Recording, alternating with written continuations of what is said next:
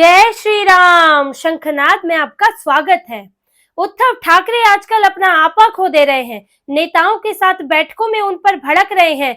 उद्धव ठाकरे का जो चुनाव के बाद हाल हुआ है, उनकी पार्टी के नेता जैसे इधर उधर छोड़कर कोई बीजेपी तो कोई शिंदे के पास जा रहा है, तो कोई शिकायतें भर भर कर शिकायतों की पोटली लेकर आ रहा है। तो उद्धव ठाकरे का खुद पर अब काबू नहीं है और वो अपने नेताओं को झिड़क रहे हैं, उन पर चिल्ला रहे हैं और उन्हें खुद ही बोल रहे हैं कि जाओ तुम पार्टी से चले जाओ। जैसे कि उनके हाथ में अब कुछ रहा ही नहीं, कोई उनकी सुनी नहीं रहा, कोई उनकी मानने को तैयार ही नहीं। ऐसी एक बैठक में उद्धव ठाकरे ने अपने एक वरिष्ठ नेता, अपने एक अहम नेता राजन सालवी को कह दिया कि जाओ तुम बीजेपी के पास चले जाओ। राजन सालवी अपनी शिकायतें लेकर गए थे, अपनी परेशानियां लेकर गए थे और जब उद्धव ठाकरे इसे सुनने बैठे तो फिर वो उनको समझाते समझाते, अपनी बात कहते कहते उद्धव ठाकरे अचानक से गुस्सा हो गए, नाराज हो गए, भड़क उठे और उसके बाद राजन सालवी को उल्टा सीधा कह दिया और राजन सालवी को वहां से भगा दिया। उद्धव ठाकरे आजकल अपने नेताओं के साथ ही उनके ऊपर जिस तरह से हार का जो उनके ऊपर सदमा उनको लगा है, अपने नेताओं के साथ ही वो दुर्व्यवहार कर रहे हैं। मातोश्री में ये बैठक हुई थी जिसमें वैसे तो लगातार मातोश्री पर बैठकें हो रही हैं और उसमें उद्धव ठाकरे अपने अलग अलग नेताओं से, अलग अलग इलाकों से नेताओं से बात कर रहे हैं, जिसमें राजन सालवी भी गए थे। राजन सालवी क्योंकि पिछले दिनों से नाराज चल रहे हैं, उनके पहले ही भाजपा में शामिल होने की या शिंदे गुट में शामिल होने की खबर आ रही थी। इसके बाद उद्धव ठाकरे ने उनसे मिलने बुलाया और वो खुद गए, उनके साथ जो है तालुका प्रमुख गए और इसके अलावा स्थानीय और मुंबई संपर्क प्रमुख गए। ये कुछ और पदाधिकारियों के साथ वो वहां पहुंचे और अपनी परेशानियां बताई और साथ ही उन्होंने विनायक राउत को लेकर उन्होंने सबसे ज्यादा निशाना साधा।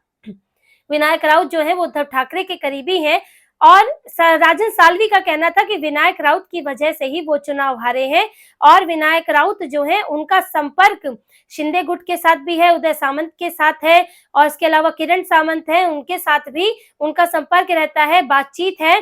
तो विनायक राउत पार्टी के लिए भी लॉयल नहीं है और उनकी वजह से नुकसान भी हुआ है। अब उद्धव ठाकरे ने राजन सालवी से सवाल किया कि अगर आप कह रहे हैं कि विनायक राउत जो है वो आपकी हार के लिए जिम्मेदार है, तो अगर मैं कहूं कि विनायक राउत की हार के लिए आप जिम्मेदार हैं? इस पर राजन सालवी ने उन्हें जवाब दिया। उन्होंने कहा कि मैंने विनायक राउत को 21,000 की लीड दी थी, तो मैं कैसे उनकी हार के लिए जिम्मेदार हूं? अब बस इतना पूछना था कि उद्धव ठाकरे के अहम को चोट पहुंच गई। भाई मातोश्री के राजा, अब क्योंकि महाराष्ट्र मुंबई में तो कुछ बचा नहीं है उनका, तो मातोश्री के ही राजा है और मातोश्री में उनके सामने किसी नेता ने सवाल पूछ दिया। अब रस्सी जल गई है, बल थोड़ी गया है, तो वो भड़क उठे और गुस्सा हो गए कि कैसे उनसे जो इस तरह सवाल जवाब किए जा रहे हैं। राजन सालवी से कहने लगे तो मैं क्या करूं, मैं क्या विनायक राउत को निकाल दूं, मैं क्या दूसरे नेताओं को निकाल दूं? अब राजन सालवी ने कहा कि भाई फैसला तो ये आपका ही है। अब इसके बाद उद्धव ठाकरे का एकदम वो बेचैन हो उठे, मुंह लाल उठा, आंखें बड़ी हो उठी और फिर उन्होंने कह दिया राजन सालवी को, तुम्हें जो करना है करो, जाओ बीजेपी के पास चले जाओ और जो है यहाँ से चले जाओ। अब उन्होंने राजन सालवी को बेइज्जत करके भगाया और उन्होंने एक नेता जो उनके पास इस वक्त अपनी शिकायत, अपनी परेशानियां लेकर आए थे, यही वक्त था उद्धव ठाकरे को किसी को भी अपने पास रखने का, शांति से समझाने का, लेकिन उन्होंने भगा दिया। अब उद्धव ठाकरे या तो समझा नहीं पा रहे हैं या वो अपना कंट्रोल खो बैठे हैं कि अब वो जल्दी भड़क जा रहे हैं और वो ये इस तरह की पार्टी में जो इस वक्त हालात है उसे बेचैन है, घबराए हुए हैं, परेशान है, जिसका असर उनके नेताओं के साथ उनके व्यवहार पर भी दिख रहा है। और यही हुआ। राजन सालवी ने बाहर आकर कहा कि अब वो सही समय आने पर फैसला लेंगे। उन्होंने उद्धव ठाकरे से बात रखी थी, लेकिन अब उन्हें कोई फैसला लेना होगा तो राजन सालवी भी हो सकता है जल्द ही महायुति की तरफ रुख करे और हो सकता है बीजेपी ज्वाइन कर ले। लेकिन देखिए उद्धव ठाकरे जो है उन्होंने जो ये बात कही, अपने नेताओं को कह रहे हैं कि तुम चले जाओ, जिसको जाना है चले जाओ, बीजेपी में चले जाओ, ये सब बातें कह रहे हैं। बीजेपी में उनके नेता जा भी रहे हैं, लेकिन उद्धव ठाकरे ये नहीं कह रहे हैं कि शिंदे के गुट में चले जाओ।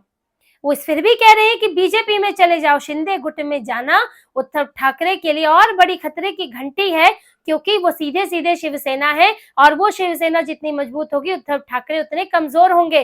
और एकनाथ शिंदे की शिवसेना तो मजबूत हो ही रही है और क्योंकि उद्धव ठाकरे के नेता उनको छोड़ छोड़कर जा रहे हैं। इधर वो राजन सालवी से बात कर रहे थे और उन्हें कह रहे थे कि भाई तुमको जो करना है करो, अब उधर जो है उद्धव ठाकरे के 2 जगहों से अहम नेता, खासतौर से नगर निगम से जुड़े नेता जो है वो एकनाथ शिंदे की पार्टी में शामिल हो गए हैं। उद्धव ठाकरे को डबल झटका लगा है इस बीच में। उनके धुले से नेता और साथ ही पालघर से, दोनों जगहों से कई नेता, यहाँ तक कि उन नेताओं के साथ हजारों कार्यकर्ता एकनाथ शिंदे के पार्टी में शामिल हुए हैं। एकनाथ शिंदे की उपस्थिति में पुणे में उन्होंने शिवसेना को ज्वाइन कर लिया है। और इसमें जो एक अहम है वो है धुले से सह संपर्क प्रमुख है उनके हिलाल माली, जो कि काफी अहम नेता है यूबीटी गुट के।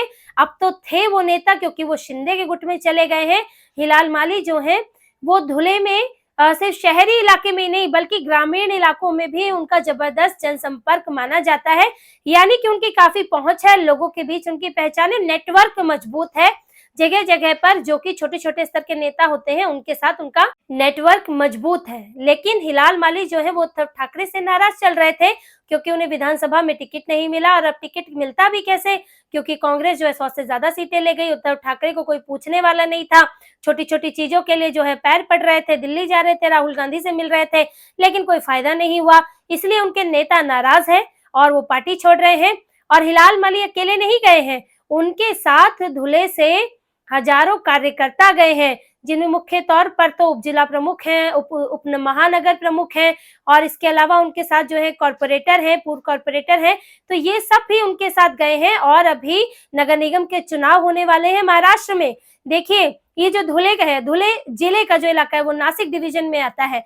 अब नासिक से ही अभी एसटी कामगार सेना के लोग बीजेपी में शामिल हुए थे। और बीजेपी शिवसेना को इस वक्त अलग करके बहुत ज्यादा नहीं देख सकते क्योंकि दोनों महायुति का हिस्सा है। और ये भी कहा है कि नगर निगम के चुनाव वो साथ ही लड़ेंगे, जबकि बृहन मुंबई का ही साथ लड़ रहे हैं तो आगे भी साथ लड़ेंगे। और बीजेपी सिर्फ इस वक्त बीएमसी की तैयारी नहीं कर रही है, पूरी बीजेपी और महायुति पूरी इस वक्त दूसरी जगह भी तैयारी हो रही है। इसलिए पुणे नगर निगम से लाए जा रहे हैं, यहाँ पर धुले से लाए गए हैं। तो यहाँ यूबीटी को, उनका जो आधार है यूबीटी को और कमजोर किया जा रहा है। उद्धव ठाकरे के नेता वहां छोड़कर जा रहे हैं, यूबीटी कमजोर हो रही है और शिवसेना और बीजेपी जो है उन्हें अपनी पार्टी में उनका स्वागत कर रहे हैं, जो उनके लिए काम के लोग हो सकते हैं। इसी तरह से धुले गए, धुले के साथ कई हजारों कार्यकर्ता गए हैं, जिनमें प्रमुख लोग हैं। कार्यकर्ता बहुत मायने रखते हैं, निचले स्तर पर आपके साथ काम करने वाले लोग होने चाहिए, वरना मातोश्री में बैठा नेता कहां कहां जाकर घूम घूम कर प्रचार कर लेगा। तो वही बात है। तो इसीलिए उद्धव ठाकरे का जिस वक्त वो राजन साल्वी को ये सब बातें कह रहे थे, उसके बाद ही रविवार को उन्हें इतना बड़ा झटका लगा। और दूसरा झटका उन्हें पालघर से लगा है। अब पालघर का इलाका जो है वो कोंकण में आता है, पालघर जिला है। और कोंकण में उद्धव ठाकरे की हालत तो पहले ही खराब है। जिस चीज को कहा जाता था कोंकण मतलब ठाकरे, अब वहां ठाकरे का नामो निशान नहीं है, उद्धव ठाकरे का नामो निशान नहीं है। बाला साहेब ठाकरे के लिए तो अब भी वहां इज्जत है, लोगों के मन में सम्मान है। लेकिन जब उद्धव ठाकरे ने ही उनका सम्मान नहीं रखा तो लोगों ने उद्धव ठाकरे को नकार दिया। उनको वहां से एक भी सीट नहीं मिली और अब भी उनके नेता वहां से छोड़ छोड़ कर जा रहे हैं। पुणे से तो अभी उनके पूर्व कॉर्पोरेटर्स, 5 कॉर्पोरेटर्स ही कहेंगे, पूर्व इसलिए कहा जा रहा है क्योंकि अभी चुनाव नहीं हुए, लेकिन नए चुनाव भी नहीं हुए, कार्यकाल खत्म हुआ था। तो 5 कॉर्पोरेटर्स हैं उनके जो शामिल हुए थे बीजेपी में। अब यहाँ भी कई नेता हैं पालघर में जो एकनाथ शिंदे की मौजूदगी में शिवसेना में शामिल हुए थे। इन नेताओं की लिस्ट देखिए। पालघर की पूर्व महापौर प्रियंका पाटिल, पूर्व उप महापौर रविंद्र पाटिल, पूर्व कॉर्पोरेटर दीपा पामले, उप शहर प्रमुख प्रवीण पाटिल, युवा एल्गर संगठन के अध्यक्ष विराज गडग। अब इस सूची में और इससे पहले धुले में जो आपको बताए हैं, सब में आपने देखा होगा महापौर हैं, कॉर्पोरेटर्स हैं, खास तौर पर हैं। तो ये इस बात का संकेत है कि अभी उद्धव ठाकरे को पहले नगर निगम में चोट पहुंचाने की तैयारी है। बृहन मुंबई की तो तैयारी है ही, बीएमसी में तो शिवसेना और बीजेपी मिलकर उद्धव ठाकरे के लिए मुश्किलें पैदा करेंगे, क्योंकि उद्धव ठाकरे जो हैं वो अकेले बीएमसी में उनकी हालत बहुत कमजोर है। और अब तो अकेले क्या, वो तो आधी टूटी हुई बिखरी हुई पार्टी के साथ है और ऊपर से कंफ्यूजिंग विचारधारा है, तुष्टीकरण कर रहे हैं। पार्टी के नेता चाहते हैं हिंदूवादी बने, तो उद्धव ठाकरे की हालत तो बीएमसी में पहले ही खराब है। अब वहां पर इसके अलावा बीएमसी के अलावा भी जहां पर उनका थोड़ा बहुत बेस है, वहां बीजेपी और महायुति उन्हें चोट पहुंचा रही है। इसीलिए उसी की तैयारी है। हर जगह से जो मजबूत नेता हैं, कॉर्पोरेटर्स हैं, महापौर हैं, उन्हें जगह दी जा रही है और उद्धव ठाकरे का संगठन अब बिखर रहा है। देखिए किसी भी संगठन में किस तरह के चुनाव लड़ते हैं। आप नगर निगम के चुनाव लड़ते हैं, उसके बाद विधानसभा के लड़ते हैं और लोकसभा की लड़ते हैं, जब पंचायत स्तर का चुनाव होता है तो वहां वो लड़ा जाता है। तो इससे आपका निचले स्तर तक आपके समर्थक होते हैं, कार्यकर्ता होते हैं, संगठन के लोग होते हैं। लेकिन अब उद्धव ठाकरे के साथ देखिए हो क्या रहा है, उनका संगठन नीचे से ही, जड़ ही उसकी निकलनी, उखड़नी शुरू हो गई है। अभी उनके साथ विधायक व सांसद तो मौजूद हैं जो उनको सलाह दे रहे हैं, अभी नए नए विधायक सांसद बने हैं। अभी बीजेपी और एकनाथ शिंदे भी बहुत वेलकमिंग नहीं है कि उनको बुला ले, अपने यहाँ संपर्क तो कर रहे हैं। 12-14 विधायक है जिन्होंने एकनाथ शिंदे से भी संपर्क किया है, बीजेपी से भी संपर्क किया है, लेकिन अभी बीजेपी और शिंदे दोनों सावधान है, महायुति सावधान है। विधायकों को, ताजा बने विधायकों को, सांसदों को अभी लेने का उनको सीधा फायदा नहीं दिखता है, लेकिन फायदा है क्योंकि अभी नगर निगम चुनाव है, तो नगर निगम के नेता लिए जा रहे हैं जो फायदेमंद हो सकते हैं। तो उद्धव ठाकरे जो है जमीनी स्तर से उखड़ते जा रहे हैं। अभी उनका नगर निगम के स्तर पर जो उनका संगठन है, क्योंकि अभी तक चुनाव नहीं हुआ था, तो यहाँ विधानसभा चुनाव नहीं हुआ था, तो अभी जो नगर निगम के स्तर पर नेता थे उनको भी कुछ उम्मीद थी कि शायद उद्धव ठाकरे कुछ कमाल कर जाएं। लोकसभा में भी अघाड़ी के परफॉर्मेंस को देखकर कुछ कंफ्यूजन हुआ था, तो उनके नेताओं ने अभी तक पार्टी नहीं छोड़ी थी, लेकिन अब अधिकतर अभी हकीकत दिख गई है और ये भी दिख गया है कि उद्धव ठाकरे कुछ सुधार करने की स्थिति में नहीं है। वो वही बीच में लटके रहेंगे, उनका बेटा जो है वो हृदय में राम लेके चलते रहेंगे, आदित्य ठाकरे मुंह पर राम उनके नहीं आने वाला है।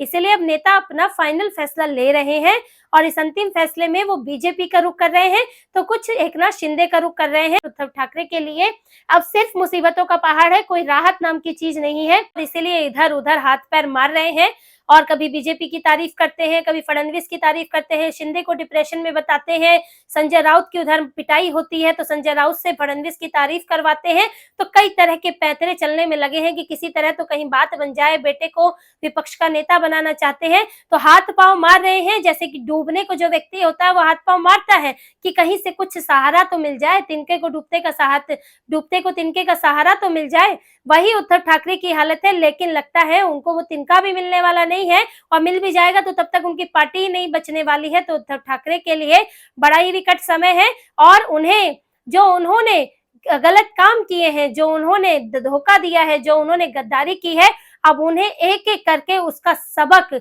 अभी तक तो सिर्फ नतीजे थे, अब पूरी तरह सबक मिलने वाला है। तो इसी तरह की और खबरें और विश्लेषण आपके लिए लाते रहेंगे, हमसे जुड़े रहिए, सब्सक्राइब कीजिए, कमेंट कीजिए। बहुत बहुत धन्यवाद। जय श्री राम।